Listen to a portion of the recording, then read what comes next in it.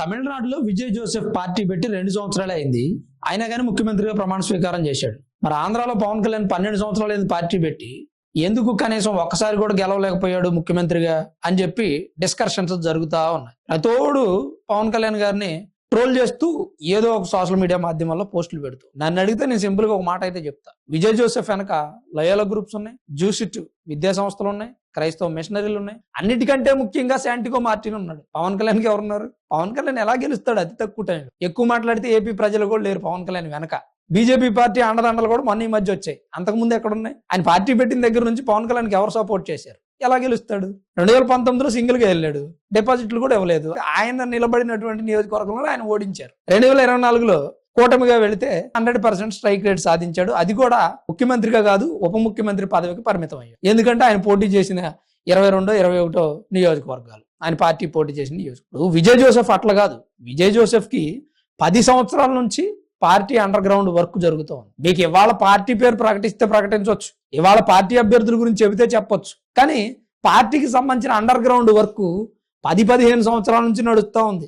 అసలు Vijay Joseph 4 fathers నుంచే ఈ పార్టీ ప్రస్తావన ఉంది. ఈ రోజు వచ్చింది ఏం కాదు. లయోలా గ్రూప్స్ గానీ, జ్యూసిట్ ఎడ్యుకేషన్ ఇన్స్టిట్యూషన్స్ గానీ, క్రైస్తవ మిషనరీలు గానీ, వీళ్ళందరూ అండర్ గ్రౌండ్ లో వర్క్ చేశారు. జోసెఫ్ విజయ్ ముఖ్యమంత్రి అయ్యాడంటే ఈ రోజు జోసెఫ్ విజయ్ ఏదో సైకిల్ మీద 2 స్టంట్లు వేసాడనో లేదా ప్రజల్లో మమేకం అయ్యాడని అవలేదండి. 15,000 కోట్ల రూపాయలు ఖర్చు పెట్టారు. ఎక్కడి నుంచి తెచ్చి ఖర్చు పెట్టారు? ఇవన్నీ కూడా క్రైస్తవ మిషనరీలు ఇచ్చిన డబ్బులు. కాస్త డీప్ గా మనం మాట్లాడుకున్నట్టయితే శాంటిగో మార్టిన్ మీ అందరికీ తెలిసే ఉంటుంది. ఆయన మార్టిన్ గ్రూప్స్ కి చైర్మన్. అలానే లయోలా కాలేజెస్ కు సంబంధించినటువంటి అంశాలు కూడా ఈయన చూస్తూ ఉంటాడు. జ్యూసిట్ ఎడ్యుకేషన్స్ ఉన్నాయి, ఇవన్నీ కూడా వెళ్ళాయి. శాంటిగో మార్టిన్ ఎవరు? టీవీకే పార్టీలో మినిస్టర్ అయినటువంటి ఆదవ్ అర్జున్ మామ, పిల్లనిచ్చిన మామ అనుకోండి. అలాగే ఈ శాంటిగో మార్టిన్ వైఫ్ ఉన్నారు, లేమా రోజ్. ఆమె అన్నాడీఎంకేలో ఎమ్మెల్యేగా గెలిచి, అలాగే ఈ శాంటిగో మార్టిన్ వాళ్ళ అబ్బాయి ఎల్జేకే పార్టీలో. అంటే ఇక్కడ ఇవాళ మనం చూస్తున్న అంశం వేరు, వాళ్ళు అండర్ గ్రౌండ్ లో చేసినటువంటి ప్లానింగ్ వేరు. ఇక్కడ ఇవాళ మనం మాట్లాడుకుంటున్నటువంటి టాపిక్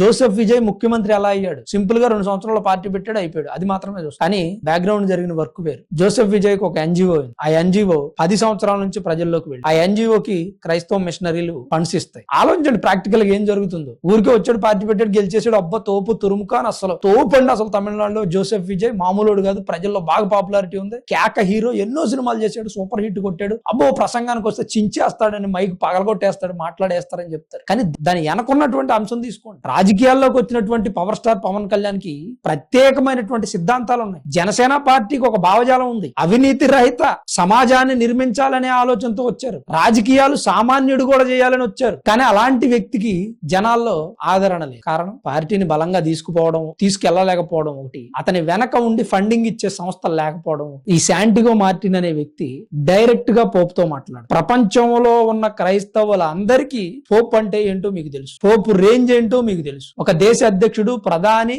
మహా సెలబ్రిటీలు తలుచుకుంటే కూడా పోపుని గెలవడం కష్టమైన పని. కానీ ఈ శాంటిగో మార్టిన్ తెలుసు. ఆయన శాంటిగో మార్టిన్ లాంటి వ్యక్తి జోసెఫ్ విజయ్ వెనకున్న. ఈరోజు ఎస్ఏ చంద్రశేఖర్, ఈ జోసెఫ్ వాళ్ళ ఫాదర్, ఆయన ఎలక్షన్ రిజల్ట్ రోజు తిరుత్తణి ఆలయంలో పూజలు చేసి బొట్టు పెట్టుకున్నారు. ఒకప్పుడు ఆయనే తిరుమల తిరుపతి స్వామి వారిని బ్లేమ్ చేసినటువంటి వ్యక్తి. ఎందుకు ఇస్తున్నారు ఈ వెంకటేశ్వర స్వామికి ఇంత లంచాలు అని అడిగిన వ్యక్తి. లంచాలు ఒక బలమైనటువంటి గ్రూప్స్ అన్ని కలిసి ఈ రోజు జోసెఫ్ విజయ్ ని ముఖ్యమంత్రిగా గెలిపించి, ఆ పార్టీ యొక్క భావజాలం ఏంటి, ఆ పార్టీ ప్లానింగ్ ఏంటి, తమిళనాడులో ఏం చేయబోతున్నారు అనేది చాలా పెద్ద అంశం. ఈ రోజు నేను చెప్పిన ఈడేదో మాట్లాడుతున్నాడులే అనిపించింది, కానీ దాని గురించి మీరు రీసెర్చ్ చేస్తే తెలుసు. తమిళనాడులో ఇవాళ జోసెఫ్ విజయ్ గెలిచిన తర్వాత టీవీకే ఎమ్మెల్యే ముస్తఫా గాని, మినిస్టర్ ఆదవ్ అర్జున్ గాని, లేదా అపోజిషన్ ఎమ్మెల్యే డిఎంకే స్టాలిన్ గాని, డిఎంకే ఉదయనిధి స్టాలిన్ గాని సనాతన ధర్మాన్ని అంతం చేస్తానంటే హిందువులు చించేసుకుంటున్నారు. అది కాదు కారణం. అసలు సనాతన ధర్మాన్ని అంతం చేయడానికి, తమిళనాడులో హిందుత్వం అనేది లేకుండా చేయడానికి వాళ్ళు పార్టీ పెట్టి, ఆ విషయం మీకు తెలియదు. రీసెర్చ్ చేసే కొంది మాకు తెలుసు. ఆ విషయం మేము చెప్తే మీకు కాస్త ఆశ్చర్యంగా అనిపిస్తుంది. తమిళనాడులో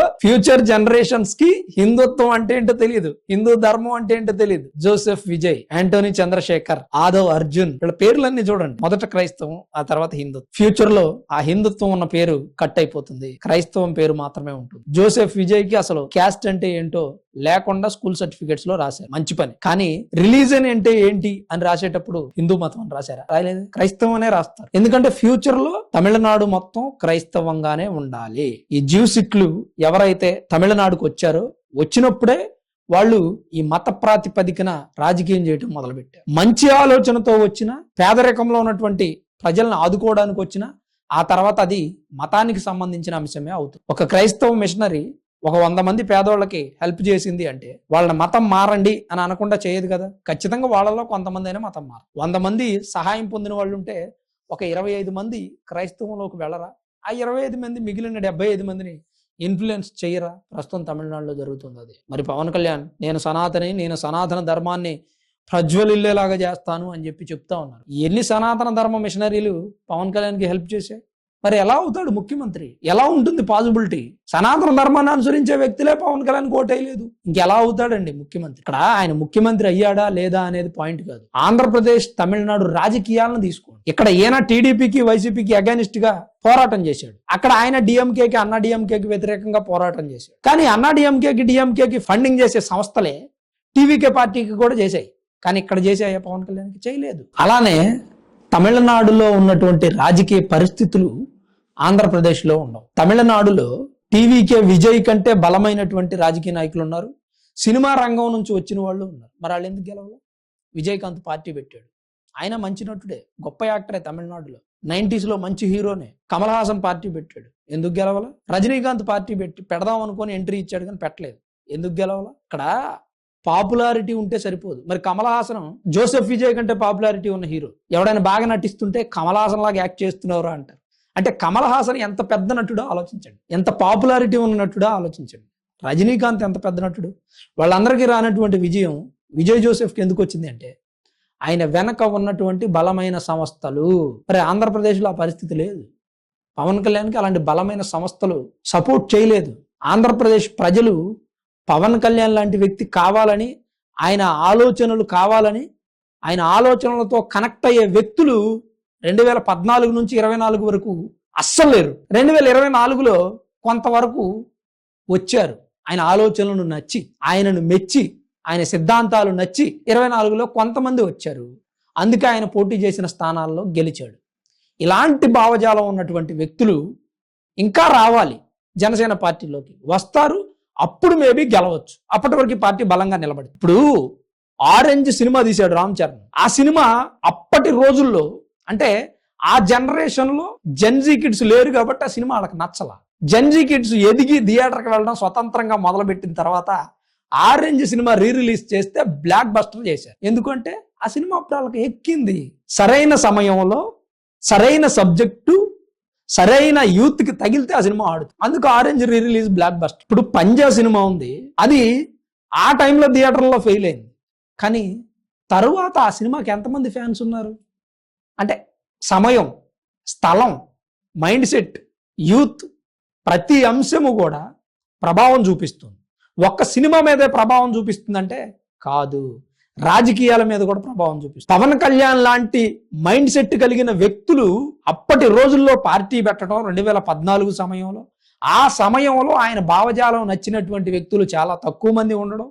ఎక్కడ దాకా ఎందుకు, సినిమా పరంగా నేను పవన్ కళ్యాణ్ ఫ్యాన్ని కానీ నేను జగన్మోహన్ రెడ్డికి ఓటేస్తా అంటారు. సినిమా పరంగా నేను పవన్ కళ్యాణ్ ఫ్యాన్ని కానీ టీడీపీకి ఓటేస్తా అంటారు. ఎందుకంటే రాజకీయాల్లో ఈయన భావజాలం వాళ్ళకి అర్థం కాల. ఆయన చెబుతుంది ఏంటో వాళ్ళకి తెలియదు, ఓటు వాల్యూ ఏంటో వాళ్ళకి తెలియదు. సో అందుకని పవన్ కళ్యాణ్ గారు రాజకీయాల్లో మొదట ఫెయిల్ అయ్యారు, ఇప్పుడు సక్సెస్ వైపు నడుస్తున్నారు. ఆ సక్సెస్ అనేది వస్తుందా రాదా అనేది ఆ పార్టీ పనిచేసే పరిస్థితిని బట్టి ఉంటుంది. ఇంకా జనసేన పార్టీ గ్రామ స్థాయిలో పార్టీని బలంగా నిలబెట్టుకోగలరు. లేదు అంటే ఇలాంటి అవమానాలు జరుగుతూనే ఉంటాయి. అంటే ఈయన అవమానాలు చేస్తే వెనక్కి వెళ్ళిపోతారంటే వెళ్ళిపోడు. సో ఇక్కడ ఏం జరుగుతుంది, తమిళనాడు రాజకీయాలు వేరు, ఆంధ్రప్రదేశ్ రాజకీయాలు వేరు, ఆ సమయంలో వేరు. వేరు అంటే ఇప్పటికిప్పుడు వేరు కాదు, ఒకప్పుడు వేరు కాదు, ఆ సమయాన్ని బట్టి వేరు. ఆంధ్రప్రదేశ్ రాజకీయాలు ఎప్పుడూ కూడా స్థిరంగా 2 వ్యక్తులు 2 వర్గాల మీద ఆధారపడి ఉంటుంది. 3వ వర్గం ఎంట్రీ ఇస్తే గెలుస్తారు లేదా చెప్పలేము. అసలు ఆ పవన్ కళ్యాణ్ గారికి 100% స్ట్రైక్ రేట్ సాధించి ఉప ముఖ్యమంత్రి పదవి దక్కటమే ఆంధ్రప్రదేశ్ రాజకీయాల్లో ఒక రకంగా ఆశ్చర్యకరమైన అంశం.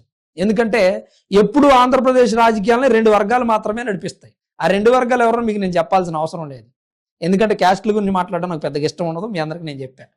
మరి 3వ వర్గం ఎంట్రీ ఇచ్చినప్పుడు పరిస్థితి ఎలా ఉంటుంది? ఆ 3వ వర్గం గెలవాలి అంటే ఎంత హార్డ్ వర్క్ చేయాలి, ఈ రెండు వర్గాలకి కొమ్ము కాస్తున్నటువంటి ప్రజల్ని విడగొట్టాలి. ఆ విడగొట్టిన జనాల్ని ఓటు బ్యాంక్ గా మార్చుకొని ఓటేయించుకోవాలి. ఎంతమంది విడిపోతారు, విడిపోయిన వారిలో ఎంతమంది మారి జనసేన పార్టీకి ఓటేస్తారు? అందుకని విడిపోయిన వర్గంలో ఓ వర్గం వైపు పవన్ కళ్యాణ్ కలిశారు, 100% స్ట్రైక్ రేట్ సాధించారు. రేపు పవన్ కళ్యాణ్ గారి వైపు వచ్చేవాళ్ళు ఎంతమంది ఉంటారు అంటే ప్రశ్నార్థకం అని చెప్పుకోవచ్చు. మరి తమిళనాడులో విజయం చూసి పవన్ కళ్యాణ్ నేర్చుకోవాలని హితబోధ చేస్తున్న వ్యక్తులు ఒకసారి రాజకీయాల గురించి పరిశీలిస్తే మంచిది. అసలు రాజకీయాల గురించి తెలియదు వాళ్ళకని నా అభిప్రాయం. మరి మీరేమనుకుంటున్నారు, మీ అభిప్రాయం ఏంటనేది తప్పకుండా కామెంట్ రూపంలో రాయండి. వీడియో చూస్తున్న ప్రతి ఒక్కరు దయచేసి లైక్ చేయండి. బాగా ఇన్ఫర్మేషన్ కనిపించింది బ్రదర్ మీరు చెప్పింది అని మీరు అనుకుంటే మరికొంతమంది పవన్ కళ్యాణ్ అభిమానులకి తప్పకుండా షేర్ చేయండి. వీడియో చివరి వరకు చూసిన మీ అందరికీ పేరు పేరున ప్రత్యేకించి ధన్యవాదాలు.